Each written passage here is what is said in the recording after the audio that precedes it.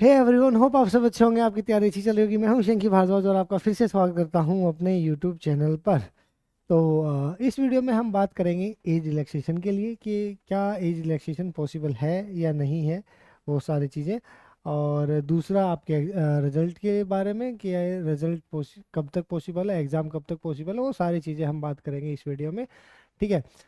तो एक शॉर्ट और इन्फॉर्मेटिव वीडियो जो आपकी कमेंट्स मेरी वीडियो के नीचे आई थी उनका आंसर लेकर हाजिर हूँ आपके सामने। ठीक है, तो चलिए स्टार्ट करते हैं। पहला इंपॉर्टेंट टॉपिक, एज रिलैक्सेशन मिल सकता है या नहीं मिल सकता है। देखो, मैं कोर्ट की प्रोसीडिंग्स भी जानता हूँ, मैं पॉलिटिकल प्रोसीडिंग्स भी जानता हूँ। जो चीज़ें प्रैक्टिकल हैं उसके बारे में मैं अपनी तरफ से एज पर माई नॉलेज, मैं बहुत बड़ा ज्ञानी तो नहीं हूँ, बट कुछ चीज़ें जो पता है वो मैं आपसे शेयर करता हूँ। हो सकता है आपको चीज़ें क्लियर हो जाए। देखिए, डी ट्रिपल एस बी एक बोर्ड है। ठीक है, डी ट्रिपल एस बी कोई भी ये नहीं करता कि डिसाइड नहीं करता कि एज रिलैक्सेशन मिलेगा या नहीं मिलेगा। कोई आपको ये कह रहा है कि डी ट्रिपल एस बी को कि उन हमने डी ट्रिपल एस बी वालों को बोल दिया वो ये इनको करना चाहिए, ठीक है, ये एज रिलैक्सेशन देंगे या कुछ भी। देखिए, एक प्रोसीडिंग्स है, प्रोसीजर है कि जिस तरह से चीज़ें चलती हैं। डी ट्रिपल एस भी एक बोर्ड है जिसका काम सिर्फ एग्जाम कंडक्ट कराना है। जो भी उसके पास वैकेंसी डिपार्टमेंट लेके जाता है और वो उन वैकेंसीज का एग्जाम कंडक्ट कराता है, वो कोई भी चीज़ निर्धारित नहीं करता है। ठीक है। अब बात है डीओई। डीओई भी इंडिविजुअली काम नहीं करता। जो भाई डीओपीटी ने जो चीज़ें दे दी हैं, उनके ऊपर भाई जो भी term and condition, eligibility criteria, जो सारी चीज़ें हैं उनके ऊपर सोचता विचारता है। और फिर चीज़ें निर्धारित करी जाती हैं और तब जाके चीज़ें आती हैं स्ट्रीमलाइन के अंदर। ठीक है। तो अब बात आती है सर कि अभी अभी नोटिस जो डला था, एग्ज़ाम नोटिस, वो हटा दिया गया है। तो क्या पॉसिबिलिटी है, क्या उसी की वजह से हटा दिया गया है, क्या एज रिलैक्सेशन मिलने वाला है? वो वाली चीज़ें देखिए, इम्पॉसिबल कुछ भी नहीं है। जो दोस्त जो भाई बहन जिन्होंने इतना स्ट्रगल किया है एक जगह से दूसरी जगह, देखो हम तो कई बार क्या होता है कि बहुत सारे ऐसे टीचर्स होते हैं जो स्टूडेंट्स के साथ भी जाते हैं। और स्टूडेंट्स की खुद की अपनी बहुत मतलब बंदे हैं जो चिट्ठी लिख रहे हैं, रैलियों में जा रहे हैं, मिल रहे हैं बंदों से। बहुत स्ट्रगल और हार्डवर्क का काम है अपना टाइम निकालना। I appreciate those efforts. और मैं तो ये कहूँगा, देखो उन्हीं अब प्रैक्टिकली बात करते हैं, इज इट पॉसिबल और नॉट, एक्सेप्शन ऑफ। देखो, जो मुझे कोर्ट की भी नॉलेज है और पॉलिटिकल की तो मुझे थोड़ी बहुत नॉलेज है। तो उस एज पर माई नॉलेज जो मुझे लगता है इम्पॉसिबल नहीं है। देखिए, दो चीज़ें हैं कि मैं आपको दो चीज़ें बताता हूँ। पहली बात तो, एज इलेक्शन मिले या ना मिले तो क्या आप एग्ज़ाम दे सकते हैं? तो आंसर है हाँ। एज इलेक्शन ना भी मिले तो भी एग्ज़ाम देने की प्रोसीडिंग्स होती हैं। अभी तो देखो, एग्ज़ाम नोटिफिकेशन हटा दिया गया है, तो नया नोटिफिकेशन कब आएगा, क्या डेट्स होंगी, अभी वो सारी चीज़ें प्रोसीडिंग्स में चलेंगी। अब क्या निकल कर आता है आपके सामने वो देखते हैं। अभी तो पॉजिटिवली लगता तो ऐसा है कि शायद बात बन जाए। बट मैं तो ये कहूँगा, जो दोस्त एज रिलैक्सेशन में के लिए जो एफर्ट्स कर रहे हैं वो थोड़े और एफर्ट कीजिए, और उस एफर्ट्स में एलजी साहब और प्रेसिडेंट को भी शामिल कर लीजिए। कुछ पावर्स होती हैं डिस्क्रिमिनेटरी पावर्स के, उसमें क्या रहता है कि जैसे गवर्नर साहब मर्सी चांद साहब सभी को दे सकते हैं कि भाई देखो, ये जो चीज़ें हैं, इन इन बच्चों को जिन्होंने फॉर्म अप्लाई किया है उनको मर्सी चांस दिया जाए। नहीं अप्लाई किया है, जो आउट हो गए हैं, एक बार के लिए सभी को mercy as a mercy chance दे दिया जाए, एग्जाम में बैठने दिया जाए। वो पॉसिबल है। प्रेसिडेंट साहब को तो सारी ही पावर होती हैं। ठीक है। इतनी भी पावर होती है, चाहे आपको एज रिलैक्सेशन डजेंट मैटर कि एज रिलैक्सेशन मिले या ना मिले। एग्जाम ने मना कर दिया कि कोर्ट ने मना कर दिया कि एज रिलैक्सेशन नहीं मिलेगा, बट फिर भी पावर होती है कि आपको उस एग्ज़ाम में बैठने की अनुमति दी जाएगी, और पास हो गए तो सिलेक्शन भी आपका होगा। ये पावर कुछ पोस्टों पे ही होती है। आपके एलजी साहब और प्रेसिडेंट साहब के पास ये पावर होती है कि वो प्रेसिडेंट एक आप चाहे 40 के 45 के हो चुके हो, वहाँ से भी आपको परमिशन मिल सकती है एग्ज़ाम के लिए। मर्सी चांस आपको मिल सकता है, डिपार्टमेंट को देना पड़ता है। ठीक है। तो आप मैं तो यही कहूँगा, उनसे एलजी साहब से मिल सकते हैं आप, और प्रेसिडेंट साहब के को आप लेटर लिख सकते हैं। जो भी आप उसको भी अपने एफर्ट्स के अंदर इंक्लूड कर लीजिए, ठीक है, आपके लिए फ्रूटफुल होगा। ठीक है, ये नॉर्मली पब्लिक को नहीं पता होती हैं चीज़ें, और ये जो प्रोसीडिंग्स होती हैं वो भी बहुत ही कम बंदों को पता है कि हाँ ऐसी भी पावर्स होती हैं प्रेसिडेंट और एलजी के पास, जिनसे वो चीज़ें आप without any changes in the notification तब भी आप एलिजिबल हो जाते हो। ठीक है। हाँ, और दूसरी बात, अब ये टेक डाउन हुआ है तो क्या इसके पीछे यही है, एज रिलैक्सेशन देना या रीओपन, फॉर्म रीओपन करना? ठीक है। तो पॉजिटिवली अगर मैं एज एन एस्पिरेंट देखूँ तो मुझे बहुत अच्छा लग रहा है कि हाँ पॉजिटिवली पॉसिबल है, कि शायद अब कुछ अच्छी खबर आएगी। ठीक है। बट देखो मुझे क्या लगता है कि कुछ ऐसे मैं सर से डिस्कस कर रहा था तो तब भी ये बातें सामने आई थी कि भाई कुछ पोस्ट ऐसी है जिनका मान लो 30 एज क्राइटेरिया करके फॉर्म फिलअप करा लिया और एग्ज़ाम हो गया, फिर जो रह गए वो केस डालेंगे कि जी हम भी तो आउट ऑफ एज हो गए थे हमारे टाइम पे और एग्ज़ाम हो चुका है तो हमें भी मिलना चाहिए था। पर चलो जो भी है उनका हो चुका है, आपका हुआ नहीं है, तो पॉजिटिवली आपकी चीज़ें हो सकती हैं, और अभी एफर्ट्स जारी रखिएगा। ठीक है। एलजी साहब के पास ज़रूर जाएं। ठीक है। और कभी आपको मेरी तरफ से कोई भी हेल्प चाहिए होती है तो लेट मी नो। जब भी आप कहोगे, जैसी भी सिचुएशन में आप कहोगे, मैं आपको वहाँ पर ज़रूर खड़ा मिलूंगा, कि जितने मैं अपनी तरफ से एफर्ट्स कर सकता हूँ आप सभी के लिए मैं ज़रूर करूँगा। ठीक है।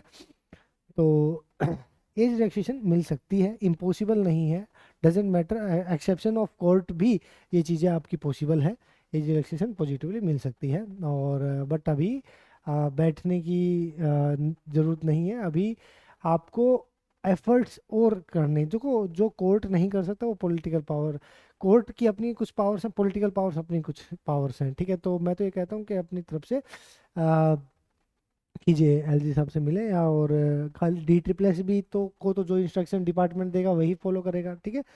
तो होप सो पॉजिटिवली मिल जाए आपको एज रिलैक्सेशन। ठीक है। तो दूसरी बात आपकी के टीजीटी के जो एग्ज़ाम्स हैं, ठीक है, जो आपके हमारे टीजीटी के एग्ज़ाम हुए, टीजीटी मैथ का एग्ज़ाम हुआ, अब उनका रिजल्ट कब तक आ सकता है? सबकी आंसर की आपने देखी होगी कि आंसर की फाइनल आंसर की रिलीज़ कर दी गई है, फाइनल आंसर की रिलीज़ कर दी गई है। तो रिजल्ट कब तक पॉसिबल है? देखिए जितना डी ट्रिपल एस बी को अभी मैं समझ पा रहा हूँ, जितना डी ट्रिपल एस बी को, या जो आप ये कह लीजिए जो गुप्त सूत्रों के से जो हमें छोटे मोटे आप जैसे दोस्त जो सिलेक्ट हो जाते हैं वो जो बता देते हैं उसी के अकॉर्डिंग, तो पहले जो प्रोसीडिंग्स थी डी ट्रिपल एस बी की बहुत लंबी प्रोसीडिंग्स थी। अभी जो प्रोसीडिंग्स हैं डी ट्रिपल एस बी की बहुत फास्ट प्रोसेस चल रही है। अभी आप देखे होंगे कि अभी 1 महीना नहीं हुआ एग्जाम को हुए और फाइनल आंसर की भी आ चुकी है 1 डेढ़ महीने के अंदर ही, मैथ्स वालों की भी, और भी बहुत सारे 30-35 एग्जाम्स की आ चुकी है। तो होप पॉजिटिवली आपका रिजल्ट बहुत जल्द, मतलब फाइनल रिजल्ट तो देखो टाइम लगता ही है, 5-6 महीने नॉर्मली लग जाते हैं फाइनल रिजल्ट के अंदर, बट ई टीचर की कट ऑफ से आपको आइडिया लग जाता है कि हाँ भाई कितने गुना बच्चे बुलाए गए हैं, और लगभग आपकी कैटेगरी में कितने सिलेक्शंस आपके कितने पॉसिबल है सिलेक्शन के लिए, तो वो सारी चीज़ें आपको पता लग जाती हैं। तो होप सो आपको जल्दी ही आपको देखने को मिले आपके रिजल्ट्स, बट इतनी भी जल्दी नहीं कि आप ये कहो कि हाँ जी जनवरी में रिजल्ट आ जाएगा, इतनी जल्दी भी नहीं होती हैं चीज़ें। ठीक है। फाइनल आंसर की ये बात भी प्रोसीडिंग्स है, बट हाँ बहुत जल्द, मतलब आप पोस्टों के अकॉर्डिंग रिजल्ट आने स्टार्ट होंगे, तो एक साथ साथ, मतलब ऐसा भी हुआ है 10-10 12-12 रिजल्ट्स भी हमने देखे हैं, डी ट्रिपल एस बी ने निकाले हैं, तो वो चीज़ें भी पॉसिबल है। तो जल्दी ही आपके रिजल्ट्स आपके सामने होंगे, मतलब ई टीचर कट ऑफ्स आपके सामने होंगे, जो है एनसीटी ई सर्टिफिकेट वगैरह, जो आपने सर्टिफिकेट्स को अपना तरोताज़ा रखे। बहुत सारे बच्चों को बाद में 2021 में मैंने ये चीज़ देखी थी कि बहुत सारे बच्चों को मैंने एनसीटी सर्टिफिकेट के ऊपर बहुत सारी वीडियो भी बनाई थी कि कैसे क्या मिलेगा, अपने कॉलेज वालों से कनेक्ट कीजिए। तो वो सारी चीज़ें अपनी तैयार रखें, जो जिनको ऐसा लगता है हमारा सिलेक्शन हो जाएगा, और जिनको ऐसा लगता है कि 50-50 है, वो अपनी तैयारी को कंटिन्यू कीजिए। ठीक है। अब बात आती है कि नेक्स्ट एग्ज़ाम, अब जो नोटिफिकेशन टेक डाउन हो चुका है, तो अब एग्ज़ाम जो नए फॉर्म फिलअप करे गए हैं उनके एग्ज़ाम कब होंगे? ठीक है। तो अब ऐसा नहीं है कि आपके एग्ज़ाम 1-1.5 साल पिछली बार की तरह 1-1.5 साल बाद होंगे या ऐसा कुछ। अपनी तैयारी को कंटिन्यू कीजिए मेरे दोस्त, कभी भी आपको नोटिफिकेशन जल्द ही देखने को मिल जाए कि कौन कौन से एग्ज़ाम है। अगर एज रिलैक्सेशन वाली चीज़ें पॉजिटिवली होती हैं तो it will to take some time, like अब लगभग लगभग अगस्त के आसपास तक। ठीक है, ऐसा नहीं है कि बहुत ज़्यादा आपको टाइम मिल जाएगा, तब भी पॉसिबल नहीं है। अगर सारी चीज़ें पॉजिटिवली अगर चेंज दोबारा फॉर्म्स रीओपन होते हैं, लगभग महीना लग जाता है। तो भी देखो टीसीएस के पास ना लैब्स बिल्कुल खाली पड़ी हैं। जब से एसएससी गई है टीसीएस के पास से, तो चीज़ें बहुत सारी मतलब फास्ट प्रोसेस हो जाती हैं जब एक बड़ा एग्ज़ाम वेंडर के पास जब बड़े एग्ज़ाम कैलेंडर नहीं होता है, तो बहुत सारी कहने का मतलब टाइम ही टाइम है, बहुत जल्दी आपका एग्जामिनेशन हो सकता है। अगर फॉर्म रीओपन भी हुआ और एज रिलैक्सेशन भी मिल गई, तब भी आप ये मत समझना कि आपको 1 1.5 साल मिले, 1 1.5 साल मिलेगा। ठीक है, क्योंकि फॉर्म रीओपन होंगे, 20 दिन का टाइम दे दिया, महीने का मैक्सिमम टाइम दे दिया, तो उसके बाद बहुत ज़्यादा टाइम नहीं लगता है। लगभग आपका उसके 3 महीने मतलब टोटल 4 महीने का प्रोसीजर तब एग्ज़ाम तक लगा के चलो, इसके बहुत ज़्यादा टाइम नहीं लगेगा। अगर रीओपन होते भी हैं तो उसके तीसरे चौथे महीने के अंदर एग्ज़ाम तब भी पॉसिबल है, लिया जाएगा। ठीक है, क्योंकि स्क्रूटनी है उसके बाद क्योंकि सारा टीसीएस के पास है, लैब्स खाली पड़ी हैं और वो ले सकती है बहुत इजीली। तो बहुत ज़्यादा टाइम मैं तो ये कहूँगा कि लगे रहें एग्ज़ाम अपना। गोल्डन अपॉर्चुनिटी है कि बैक टू बैक वैकेंसी आई हैं, तो इसको करते रहोगे, अपनी तैयारी प्रैक्टिस में जुड़े रहोगे तो सारी चीज़ें पॉसिबल है। जो दोस्त ईएमआरएस और केवीएस एनवीएस की तैयारी कर रहे हैं, मैं तो उनको कहूँगा कि अभी जब तक केवीएस एनवीएस नहीं होता, सिर्फ थोड़ा सा अपना प्रैक्टिस थोड़ा थोड़ा उसको कर लो। 10 11 तारीख तक केवीएस एनवीएस के ऊपर ध्यान दे दो, ईएमआरएस टीजीटी टीयर 2 के ऊपर ध्यान दे लो। तो जब नोटिफिकेशन चीज़ें आएंगी, जैसे अभी आपने देखा कि टीजीटी, हमारा जो टीजीटी था वो 1 अप्रैल को होने की प्रोबेबिलिटी थी, क्योंकि उस कैलेंडर में नहीं था। उसके बाद अब जो देखते हैं कि लेट्स सी क्या चीज़ें हो पाती हैं। तो hope so positively, may God bless selection to all of those जो स्ट्रगल कर रहे हैं, जिनको एज रिलैक्सेशन आपको मिले। एफर्ट्स कीजिए, और कभी मेरी किसी तरह भी वर्चुअली और फिजिकली आपको मेरी तरफ से कोई भी सपोर्ट चाहिए तो लेट मी नो, मैं ज़रूर आपके साथ मिलूँगा हमेशा। ठीक है, तो अपनी तैयारी को कंटिन्यू कीजिए, केवीएस एनवीएस ईएमआरएस की टीयर 2 की तैयारी कीजिएगा। ठीक है, साथ साथ में अपना डी ट्रिपल एस बी की भी थोड़ी थोड़ी तैयारी करोगे, दोनों की तैयारी साथ साथ हो जाएगी। बहुत ज़्यादा चीज़ें नहीं है, जैसे ईएमआरएस टीजीटी केवीएस टीजीटी वगैरह, इनका सिलेबस बहुत छोटा और बहुत ईजी सिलेबस है, बहुत ईजीली कवर हो जाता है। ठीक है, और प्रैक्टिस में रहना, अभी अभी तैयारी करी है, बहुत उसमें गैप ले आना तो बहुत दिक्कत वाली चीज़ें हो जाएंगी। तो इसलिए कभी भी चीज़ें पॉसिबल है, तो अपना तैयारी कंटिन्यू रखिए कि एग्ज़ाम में ये ना हो कि फिर हमें चाहे एग्जामिनर कुछ भी चेंज कर दे एग्ज़ाम पैटर्न में, हम हर एक तरीके से तैयार रहें। इस चीज़ की तैयारी कंटिन्यूटी में ज़रूर करते रहें। ठीक है, तो जल्दी ही आपके होप्स हो कि आपको एक नया कैलेंडर देखने को मिले और उसमें डेट्स आपको देखने को मिले। ठीक है, और होप्स जल्दी ही। ठीक है, तो थोड़ा सा टाइम लगेगा अभी, but result individual cut offs वगैरह ये जनवरी फरवरी में बहुत सारे आएंगे। अब वही जो एग्ज़ाम पहले हुए हैं उनके पहले आएंगे भाई, जो बाद में हुए उनके बाद में आएंगे, तो वैसी बात है।